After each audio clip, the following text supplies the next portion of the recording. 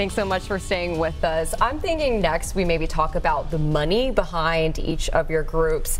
There was one person I interviewed a couple days ago, and this voter just felt like this is big money and industry versus us small people in the county. Do you guys feel like that? Do you feel like one PAC has more money than the other and is able to send out more flyers or signs, anything like that? Well, very definitely they have more money than we do.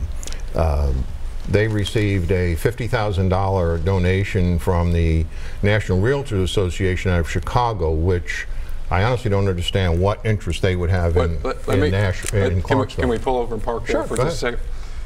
That was actually a grant that was requested by the Montgomery County Board of Realtors or the Clarksville Board of Realtors. And so they requested a grant. And so that grant came from their national board through them to us. And so that's how that occurred. That was locally generated money. And to be honest with you, we didn't ask for that money. They came to us with it. I never solicited that money. Okay, I wouldn't say that you solicited, but I mean, it was unsolicited. You got that money, you know, yeah, and but it didn't come from Chicago, and I've heard that assertion. Well, it came from the Clarksville Board of Realtors.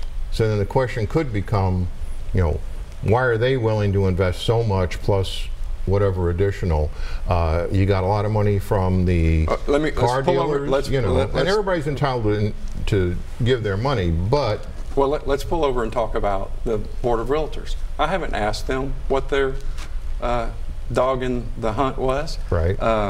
But my presumption is that they know when they have a person that buys a house in the county that there are services that most people, the types of houses that are being built contiguous to the city line are the same types and of homes that are inside the city.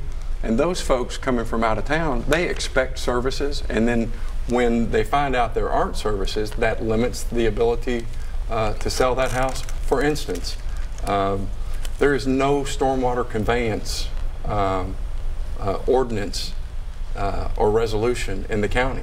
So all the rainwater that's produced from all these subdivisions that are getting built in the county, the government is not responsible for that approved that subdivision being built. The individual homeowner is responsible for that, and that's a huge problem with the sinkholes in Montgomery County. So I do think that there is a legitimate thought process in doing what's best for the consumer with respect to the Board of Realtors donation. Okay, and I would see that a little bit differently. I would say they see that as a way to make more money. If they can get consolidation, if they can open up the county, the developers and realtors make more money. Well, that would be my take on it. Let's talk about growth in the county. Bob and the consolidation is not going to drive growth in the county. What's going to drive growth in the county are things that are already in motion. We're a very inexpensive community to live in the state of Tennessee. It's predicted that we're going to have 100,000 more people in the next 12 to 15 years. Those people are going to want places to live, and we need to be able to provide to them decent places to live. And who will benefit from that will be the landowners that sell their property. It won't be real estate people going out and saying, we're going to create a subdivision. It'll be a farmer, or it'll be my neighbor or somebody like that that says, you know what, my property is valuable. I want to retire, or I want to do something else. I'm going to sell this property and I'm out. And so it's not, consolidation is not going to drive that. The marketplace are going to drive those conditions of growth and the need for housing outside the city limits in Montgomery County. And we can talk about that probably offline, because that's a long discussion, because we get into infrastructure which isn't there, things like that. But as far as the money, I mean, and infrastructure is a huge need in all of Montgomery County. Oh yeah, that needs to be a priority. It does, no matter where the consolidation. That's probably priority number one. Yeah. Second to education. Right, right. But just to answer some questions, from what I understand, you all have somewhere in the neighborhood of $120,000. We've raised just under $2,000. So I would say more has been spent than what you all raised, because I think there's money being spent that's not going through your coffers. I get that. Yeah, It's and grassroots. if it is, we don't know. And that's excellent. I mean, I think it's awesome that's going on. I think that's really neat that you have that kind of thought process. We have a new caller. Steve is on line 3. Steve, do you have a question for our guest tonight? Yes. Am I on? Yes, you're on. Okay. I was told by a member of that committee that he and another person on the committee, a former department head, offered to do a ballpark estimate of the cost of consolidation, and their request was shut down, and they were told that the voters did not need to know that. And my question is, why shouldn't we know? I have no knowledge of that. To me, that's not accurate. If it was, it wasn't presented at a consolidation meeting. I know nothing about that, so I can't speak to it. Are you just wondering about the cost of consolidation? I feel like there isn't necessarily an estimate, right? No, there's not.